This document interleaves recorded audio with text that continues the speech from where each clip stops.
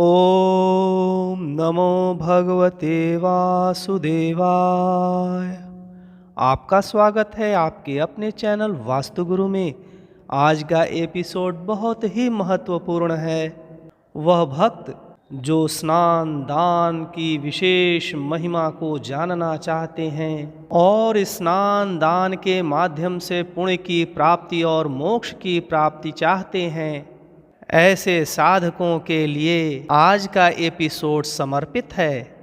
आज के एपिसोड में मैं माघ मास के माहात्म्य के बारे में विस्तार से बताने जा रहा हूँ। जैसा कि पद्म पुराण में बताया गया है, माघ मास माहात्म्य को पद्म पुराण के उत्तरखंड से लिया गया है। यद्यपि भगवान का पूजन भजन कीर्तन व्रत स्नान आदि कृत्य नित्य ही करने योग्य तथा भगवत प्राप्ति एवं भगवान की प्रसन्नता के साधन हैं, किंतु कुछ विशेष महीनों में भगवत प्रीत्यर्थ इन्हें करने का अलग ही महत्व है।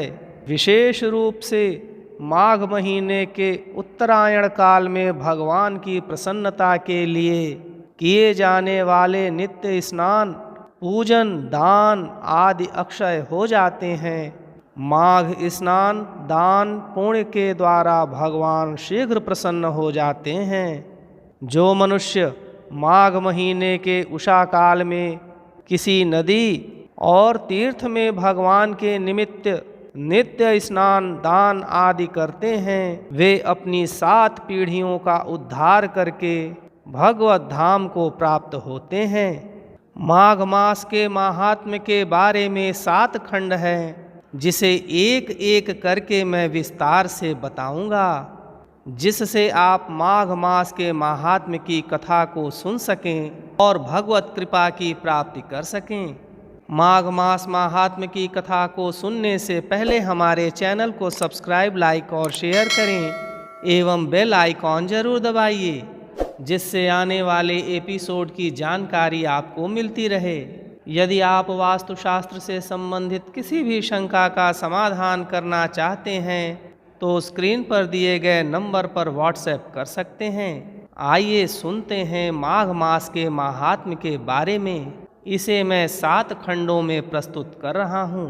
पद्म पुराण में वर्णित माघ मास माहात्म्य के प्रथम 4 खंडों को आप पूर्व के एपिसोड में सुन चुके हैं। माघ मास माहात्म्य के 5म खंड में आज हम सुनेंगे महात्मा पुष्कर के द्वारा नरक में पड़े हुए जीवों का उद्धार। वशिष्ठ जी कहते हैं, राजन, माघ मास और उपवास आदि महान पुण्य करने वाले मनुष्य इसी प्रकार दिव्य लोकों में जाते आते रहते हैं। पुण्य ही सर्वत्र आने जाने में कारण है।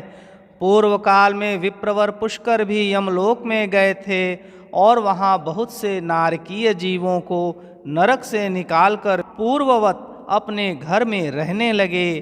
त्रेता युग में जब भगवान श्री रामचंद्र जी राज्य करते थे, तभी एक समय किसी ब्राह्मण का पुत्र मरकर यमलोक में गया और पुनः वह जी उठा। क्या यह बात तुमने नहीं सुनी है? देवकी नंदन श्री कृष्ण ने अपने गुरु सांदीपनी के पुत्र को, जिसे बहुत दिन पहले ही ग्राह ने अपना ग्रास बना लिया था, पुनः यमलोक से ले आकर गुरु को अर्पण किया था। इसी प्रकार और भी कई मनुष्य यमलोक से लौट आए हैं। इस विषय में संदेह नहीं करना चाहिए। अच्छा बताओ, अब और क्या सुनना चाहते हो?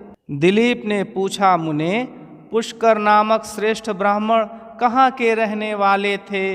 वे कैसे यमलोक में आए और किस प्रकार उन्होंने नरक से पापियों का उद्धार किया? वशिष्ठ जी बोले, राजन, मैं महात्मा पुष्कर के चरित्र का वर्णन करता हूँ। वह सब पापों का नाश करने वाला है।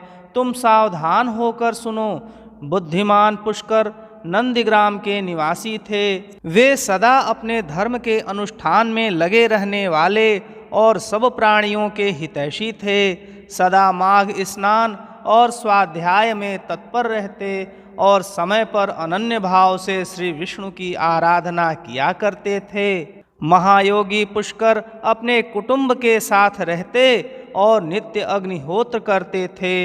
राजन, वे अप्रमेय हरे, विष्णु, कृष्ण, दामोदर, अच्युत, गोविंद, अनंत, देवेश्वर इत्यादि रूप से केवल भगवान नामों का कीर्तन करते थे।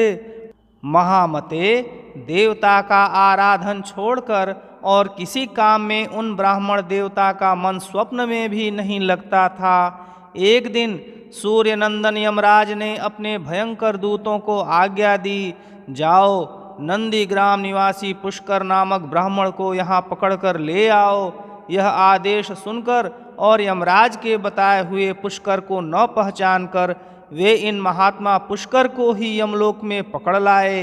ब्राह्मण पुष्कर को आते देख यमराज मन ही मन भयभीत हो गए और आसन से उठकर खड़े हो गए। फिर मुनि को आसन पर बिठाकर उन्होंने दूतों को फटकारा, तुम लोगों ने यह क्या किया? मैंने तो दूसरे पुष्कर को लाने के लिए कहा था। तुम लोगों के कितने पापपूर्ण विचार हैं। भला इन सब धर्मों के ज्ञाता, विशेषतः भगवान विष्णु के भक्त, सदा माघ स्नान करने वाले और उपवास परायण महात्मा पुरुष को यहाँ मेरे समीप क्यों ले आए? दूतों को इस प्रकार डांट बताकर प्रेतराज यम ने पुष्कर से कहा, ब्राह्मण, तुम्हारे पुत्र और स्त्री आदि सब बांधव बहुत व्याकुल होकर रो रहे हैं, अतः तुम भी अभी जाओ। तब पुष्कर ने यम से कहा, भगवान, जहाँ पापी पुरुष यातनामय शरीर धारण करके कष्ट भोगते हैं, उन सब नरकों को मैं देखना चाहता हूँ। यह सुनकर सूर्य कुमार यम ने पुष्कर को सैकड़ों और हजारों नरक दिखलाए। पुष्कर ने कहा, पापी जीव नरकों में पड़कर बड़ा कष्ट भोगते हैं। कोई शूली पर चढ़े हैं, किन्हीं को व्याघ्र खा रहा है जिससे वे अत्यंत दुखित हैं। कोई तपी हुई बालू पर जल रहे हैं, किन्हीं को कीड़े खा रहे हैं। कोई जलते हुए घड़े में डाल दिए गए हैं, कोई कीड़ों से पीड़ित है। कोई असिपत्र वन में दौड़ रहे हैं जिससे उनके अंग छिन्न भिन्न हो रहे हैं। किन्हीं को आरों से चीरा जा रहा है, कोई कुल्हाड़ों से काटे जाते हैं। किन्हीं को खारी कीचड़ में कष्ट भोगना पड़ता है, किन्हीं को सुई चुभो चुभो कर गिराया जाता है, और कोई सर्दी से पीड़ित हो रहे हैं। उनको तथा अन्य जीवों को नरक में पड़कर यातना भोगते देख पुष्कर को बड़ा दुख हुआ। वे उनसे बोले, क्या आप लोगों ने पूर्व जन्म में कोई पुण्य नहीं किया था जिससे यहाँ यातना में पड़कर आप सदा दुख भोगते हैं? नरक के जीवों ने कहा, विप्रवर, हमने पृथ्वी पर कोई पुण्य नहीं किया था, इसी से इस यातना में पड़कर जलते और बहुत कष्ट उठाते हैं। हमने पराई स्त्रियों से अनुराग किया, दूसरों के धन चुराए, अन्य जीवों की हिंसा की, बिना अपराध ही दूसरों पर लांछन लगाए, ब्राह्मणों की निंदा की, और जिनके भरण पोषण का भार अपने ऊपर था उनके भोजन किए बिना ही हम सबसे पहले भोजन कर लेते थे। इन्हीं सब पापों के कारण हम लोग इस नरकाग्नि में दग्ध हो रहे हैं। प्यासी गौएं जब जल की ओर दौड़ती हुई जाती तो हम सदा उनके पानी पीने में विघ्न डाल दिया करते थे। गौओं को कभी खिलाते पिलाते नहीं थे, तो भी उनका दूध दुहकर पेट पालने में लगे रहते थे। याचकों को दान देने में लगे हुए धार्मिक पुरुषों के कार्य में रोड़े अटकाया करते थे। अपनी स्त्रियों को त्याग दिया था, व्रत से भ्रष्ट हो गए थे। दूसरे के अन्न में ही सदा रुचि रखते थे। पर्वों पर भी स्त्रियों के साथ रमण करते थे। ब्राह्मणों को देने की प्रतिज्ञा करके भी लोभवश उन्हें दान नहीं दिया। हम धरोहर हड़प लेते थे, मित्रों से द्रोह करते तथा झूठी गवाही देते रहते थे। इन्हीं सब पापों के कारण आज हम दग्ध हो रहे हैं। पुष्कर ने कहा, क्या आप लोगों ने भगवान जनार्दन का एक बार भी पूजन नहीं किया? इसी से आप ऐसी भयानक दशा को पहुँचे हैं। जिन्होंने समस्त लोकों के स्वामी भगवान पुरुषोत्तम का पूजन किया है, उन मनुष्यों को मोक्ष तक हो सकता है। फिर पाप क्षय की तो बात ही क्या है। प्रायः आप लोगों ने श्री पुरुषोत्तम के चरणों में मस्तक नहीं झुकाया है, इसी से आपको इस अत्यंत भयंकर नरक की प्राप्ति हुई है। अब यहाँ हाहाकार करने से क्या लाभ?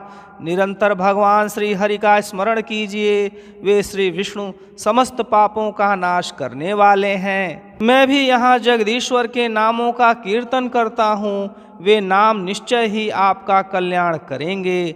नरक के जीवों ने कहा, ब्राह्मण, हमारा अंतःकरण अपवित्र है, हम अपने पाप से संतप्त हैं। ऐसे समय में आपके शरीर को छूकर बहने वाली वायु हमें परम आनंद प्रदान करती है। धर्मात्मन, आप कुछ देर तक यहाँ ठहरिए, जिससे हम दुखी जीवों को क्षण भर भी तो सुख मिल सके। ब्राह्मण, आपके दर्शन से भी हमें बड़ा संतोष होता है। अहो, हम पापी जीवों पर भी आपकी कितनी दया है। यमराज ने कहा, धर्म के ज्ञाता पुष्कर, तुमने नरक देख लिए, अब जाओ, तुम्हारी पत्नी दुख और शोक में डूबकर रो रही है। पुष्कर बोले, भगवान, जब तक इन दुखी जीवों की आवाज़ कानों में पड़ती है तब तक कैसे जाऊं? जाने पर भी वहाँ मुझे क्या सुख मिलेगा? आपके किंकरों की मार खाकर जो आग के ढेर में गिर रहे हैं, उन नारकीय जीवों की यह दिन रात की पुकार सुनिए। कितने ही जीवों के मुख से निकली हुई यह ध्वनि सुनाई देती है, हाय मुझे बचाओ, मेरी रक्षा करो, रक्षा करो। समस्त भूतों के आत्मा और सबके ईश्वर सर्वव्यापी श्री हरि की मैं नित्य आराधना करता हूँ। इस सत्य के प्रभाव से नारकीय जीव तत्काल मुक्त हो जाएं। भगवान विष्णु सब में स्थित हैं और सब कुछ भगवान विष्णु में स्थित है। इस सत्य से नारकीय जीवों का तुरंत क्लेश से छुटकारा हो जाए। हे कृष्ण, हे अच्युत, हे जगन्नाथ, हे हरे, हे विष्णु, हे जनार्दन, यहाँ नरक के भीतर यातना में पड़े हुए इन सब जीवों की रक्षा कीजिए। पुष्कर के द्वारा उच्चारित भगवान के नाम सुनकर वहाँ नरक में पड़े हुए सभी पापी तत्काल उससे छुटकारा पा गए। वे सब बड़ी प्रसन्नता के साथ पुष्कर से बोले, ब्राह्मण, हम नरक से मुक्त हो गए, इससे संसार में आपकी अनुपम कीर्ति का विस्तार हो। यमराज को भी इस घटना से बड़ा विस्मय हुआ। वे पुष्कर के पास जा प्रसन्न चित्त होकर वरदान के द्वारा उन्हें संतुष्ट करने लगे। वे बोले, धर्मात्मन, तुम पृथ्वी पर जाकर सदा वहीं रहो, तुम्हें और तुम्हारे सुहृदों को भी मुझसे कोई भय नहीं है। जो मनुष्य तुम्हारे महात्म्य का प्रतिदिन स्मरण करेगा, उसे मेरी कृपा से अपमृत्यु का भय नहीं होगा। वशिष्ठ जी कहते हैं, यमराज के यों कहने पर पुष्कर पृथ्वी पर लौट आए और यहाँ पूर्ववत स्वस्थ हो भगवान मधुसूदन की पूजा करते हुए रहने लगे। स्वल्पापि नाम स्मृतिरादि पुंसः क्षयं करोत्याहित पापराशेः प्रत्यक्षतः किं पुनरत्र दृष्टं संकीर्तिते नाम्नि जनार्दनस्य।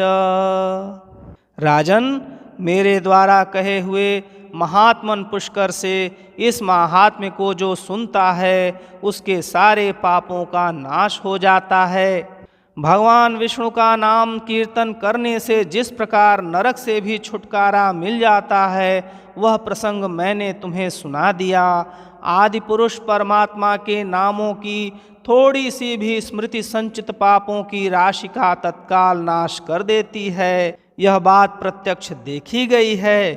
फिर उन जनार्दन के नामों का भली भांति कीर्तन करने पर उत्तम फल की प्राप्ति होगी, इसके लिए तो कहना ही क्या है। आप परम सौभाग्यशाली हैं कि श्री भगवान विष्णु की कृपा से आपने माघ मास महात्म्य का पंचम खंड सुना और पुण्य के भागी बने।